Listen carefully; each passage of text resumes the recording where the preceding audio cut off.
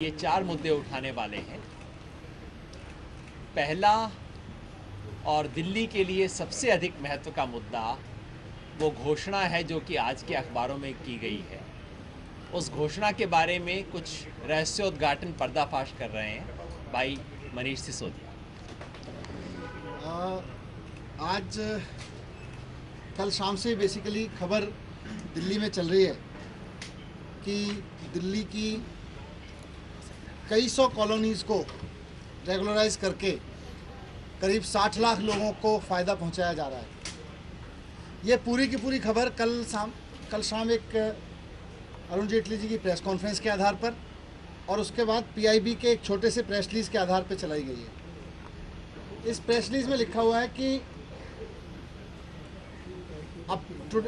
this government today approved amendment to the existing guidelines that enables regularization of all unauthorized colonies that have come up after 2014. बार बार ये कहा जा रहा है कि ये ऑर्डिनेंस लाई है सरकार। पहली बात तो सरकार कोई ऑर्डिनेंस नहीं लाई है, कैबिनेट महज एक मीटिंग करके एक रेजोल्यूशन लाई है और जिसमें सिर्फ इतना रत्ती भर सा काम किया गया है कि 2007 में मनमोहन सिंह जी की सरकार ने 2007 तक की कॉलोनीज़ को रेगुलराइज करने की बात कही थी, उसको अब 2014 किया जा रहा है। वो भी एक बहुत बड़ा छलावा था और इस छलावे में भी सिर्फ इतना माइनर सा चेंज है कि 2007 की जगह 2014 अमेंडमेंट कर दिया गया है। वो रिजोल्यूशन कहता था कि 2002 तक की कॉलोनीज़ को एग्जिस्टेंस के आधार पर और 2007 तक की कॉलोनीज़ को 50% कवरेज के आधार पर रेगुलराइज करेगी सरकार।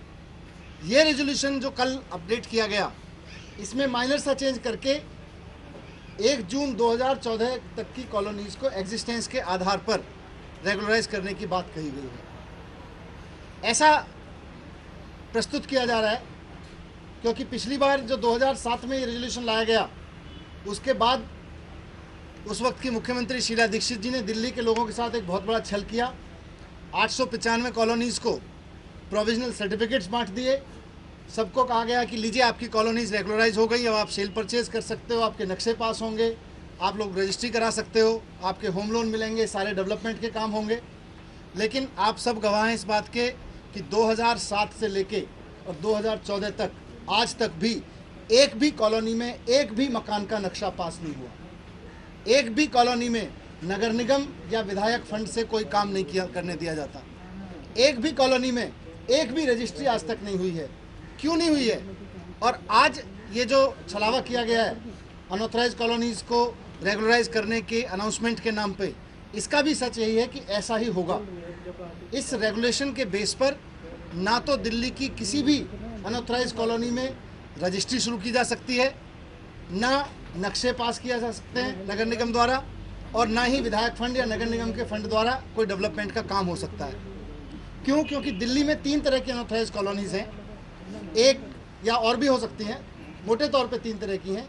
एक वो जो एग्रीकल्चर लैंड पे बनी हुई है, दूसरी वो हैं जो फॉरेस्ट की लैंड पे बनी हुई हैं। कुछ कॉलोनीज़ एएसआई के लैंड दायरे में आती हैं, एएसआई की लैंड पे इंक्रोच करके या अनऑथराइज तरीके से उसका कॉलोनी काट के बनी हुई हैं। इन सारी कॉलोनीज़ पे लोग रह रहे हैं, लाखों लोग रह रहे हैं। इनको एज ऑन डेट वहाँ के सिटीजनशिप, क्योंकि उनसे टैक्स लेते हैं, उनसे वोट लेते हैं, तो उनको तमाम सुविधाएं देना सरकार की जिम्मेदारी और दी जानी चाहिए। लेकिन उनको सिर्फ चुनाव से पहले बार बार धोखा देने की, उनको लॉलीपॉप देने की कोशिश करते हैं। ये उनके साथ ठीक नहीं है। इन तीनों ये जो तीनों तरह की कॉलोनीज़ हैं, इसके लिए सबसे पहले सरकार को लैंड यूज़ बदलना पड़ेगा।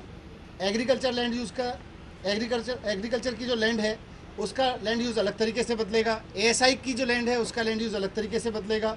जो फॉरेस्ट की लैंड है उसका लैंड यूज़ अलग एक्ट के तहत अलग तरीके से बदलेगा। सरकार ने उस दिशा में कोई कदम नहीं उठाया है। यही शीला दीक्षित जी ने किया था, इस दिशा में कोई कदम नहीं उठाया गया था। आज वापस 2007 को काट के 2014 कर दिया गया, लेकिन कोई कदम नहीं उठाया गया। लोग इसीलिए पिछले 10 साल से रोते रहे। आज सरकार ये दावा कर रही है कि इससे, क्योंकि कल जब हमने रिएक्शन दिए तो उसके बाद तुरंत बीजेपी की तरफ से दावा किया गया कि ये रेजोल्यूशन उससे काफ़ी अलग है। कैसे अलग है? हमें ये बताइए कि पहले तो कौन सी कॉलोनीज़ हैं सिर्फ इस प्रेस रिलीज के आधार पर दिल्ली की 1900, 1600 या 1300 या 895 कॉलोनीज़ के लोगों को लॉलीपॉप क्यों थमाया जा रहा है कि हम आपको नियमित कर रहे हैं? सरकार कॉलोनीज़ की लिस्ट क्यों नहीं जारी कर रही कि इन कॉलोनीज़ को रेगुलराइज किया गया है या किया जा रहा है? दूसरा, जो शीला दीक्षित जी ने जिस वक्त मुख्यमंत्री रहते हुए 895 कॉलोनीज़ को प्रोविजनल सर्टिफिकेट दिए थे, ये कॉलोनीज़ उनसे अलग हैं या वही कॉलोनीज़ हैं? इस पर क्लैरिफिकेशन सरकार ने कुछ नहीं दिया। सरकार ने यहाँ तक नहीं कहा, कल से जब से चला है बार बार, कि ऑर्डिनेंस नहीं लाए, हम सिर्फ एक अमेंडमेंट लाए हैं गाइडलाइंस में।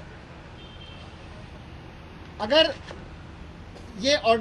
ये रेगुलेशन के बेस पर इन 60 लाख लोगों की ज़िंदगी बदल सकती है, तो हम बीजेपी सरकार से जवाब जानना चाहते हैं कि भारतीय जनता पार्टी पिछले लगभग 10 साल से नगर निगम में बैठी हुई है। 2007 में जब ये रेजोल्यूशन मनमोहन सिंह की सरकार लेके आई थी, मनमोहन सिंह जी की, तो उस वक्त के बाद से अब तक भारतीय जनता पार्टी के नीत नगर निगम ने एक भी मकान का नक्शा पास क्यों नहीं किया? अगर उसके आधार पे नहीं हो सकता था तो इस रेजोल्यूशन में ऐसा क्या नया तब्दीली करके लाए हैं वो लोग जिससे अब नक्शे पास होने लगेंगे? एक भी मकान की रजिस्ट्री नहीं हुई, अब इसमें रेजोल्यूशन में क्या इन्होंने तब्दीली की है जिससे अब रजिस्ट्री होने लगेगी? सरकार कह रही है खरीद फरोख्त होने लगेगी। खरीद फरोख्त का तो सवाल ही नहीं उठता। 1 इंच ज़मीन की खरीद फरोख्त नहीं हो सकती इस रेजोल्यूशन के बेस पर, क्योंकि जब तक एएसआई की ज़मीन का, फॉरेस्ट लैंड का, एग्रीकल्चर लैंड का लैंड यूज चेंज करके इसका ओनरशिप ट्रांसफ़र नहीं होगी, तब तक उसको कोई उस मकान का मालिक कैसे बेचेगा? बेचने का कोई आधार ही नहीं बन सकता। सिर्फ चुनावी स्टंट सरकार ने किया है, बीजेपी ने किया है, और झूठ बोल के दिल्ली के लोगों को भरमाया जा रहा है। दिल्ली के लोगों पर तलवार लटकी रहेगी। और आज मैं कहना चाहता हूं कि तीनों के तीनों नगर निगम और नगर निगमों के नेता कभी भी नहीं चाहते कि दिल्ली की ये कॉलोनीज़ अनऑथराइज हों, क्योंकि इन अनऑथराइज कॉलोनीज़ को सबसे ज़्यादा दूध देने वाली गाय के रूप में इन नगर निगमों ने इस्तेमाल किया है। वहाँ पे अगर कोई आदमी अपना मकान बनाता है तो उसका नक्शा पास नहीं करते। मकान बन रहा है वहाँ पे, लेकिन वो मकान वहाँ के पार्षद, वहाँ के अफसर पर लेंटर 1-1 लाख रुपए लेके, 50-50 हज़ार रुपये लेके पर लेंटर रिश्वत ले लेके वहाँ पे मकान बनाते हैं। वहाँ पे कोई डेवलपमेंट नहीं होने देते। वहाँ पे सीवर के अनऑथराइज कनेक्शन लेने पड़ते हैं लोगों को। वहाँ पे अगर कोई व्यक्ति नगर निगम से अपने मकान का नक्शा पास कराना चाहे, नक्शा नहीं हो सकता। रजिस्ट्री कराना चाहे, रजिस्ट्री नहीं हो सकती। और ख़रीद फरोख्त के लिए सबसे ज़रूरी चीज़ जो एक आम आदमी चाहता है कि उसको लोन मिल सके, लोन तो तब मिलेगा ना जब उसकी ओनरशिप होगी। अगर ओनरशिप ही नहीं होगी तो ना तो खरीद फरोख्त का सवाल उठता है, ना उसके रजिस्ट्री या मैप का सवाल उठता है। मैं यही कहना चाहता था। आप लोगों से भी ये रिक्वेस्ट है कि पहली बात तो इसको ऑर्डिनेंस कहना बंद करें, क्योंकि आज कई अखबारों में मैंने पढ़ा, वहाँ बाकायदा उसको ऑर्डिनेंस लिखा गया है। जब सरकार नहीं कह रही ऑर्डिनेंस, तो हम उसको 4 कदम आगे बढ़ के ऑर्डिनेंस क्यों साबित करने पे लगे हुए हैं, मुझे समझ नहीं आया। ये बड़े आश्चर्य की बात है। मैं तमाम पत्रकार मित्रों से माफ़ी मांगते हुए कहना चाहता हूँ कि ऑर्डिनेंस नहीं है ये। मुझे नहीं पता क्यों सरकार को 4 और क्रेडिट देते हुए आज सब अखबारों में लिख दिया, कई सारे अखबारों में लिख दिया कि ऑर्डिनेंस लाई है। कहाँ है ऑर्डिनेंस? सिर्फ एक प्रेस रिलीज में जिसमें ऑर्डिनेंस शब्द तक का इस्तेमाल नहीं किया गया। कहाँ से हम ऑर्डिनेंस ले आए? मुझे आश्चर्य हो रहा है। और जब तक ऑर्डिनेंस नहीं आएगा, जब तक इसको लेके दिल्ली नगर निगम के प्रोविजंस, दिल्ली के मास्टर प्लान यानी डीडीए के प्रोविजंस, एएसआई के प्रोविजंस, एएसआई एक्ट के प्रोविजंस, फॉरेस्ट एक्ट के प्रोविजंस को ओवरराइड करते हुए एक ऑर्डिनेंस नहीं लाया जाएगा, दिल्ली की इन अनऑथराइज कॉलोनीज़ को चुनाव के समय पे ये पार्टियां इसी तरह से शोषित करती रहेंगी, बार बार बेवकूफ़ बनाती रहेंगी और वोट लेने के बाद वापस उनसे रिश्वत वसूलती रहेंगी। मैं इतना कहना चाहता था। आपके इस पर कुछ सवाल होंगे तो योगेंद्र भाई पहले अपनी बात रख लें, उसके बाद में मैं चाहूँगा कि हम सवाल जवाब कर लेंगे इस पर। योगेंद्र भाई दूसरे मुद्दों पर बात रखें।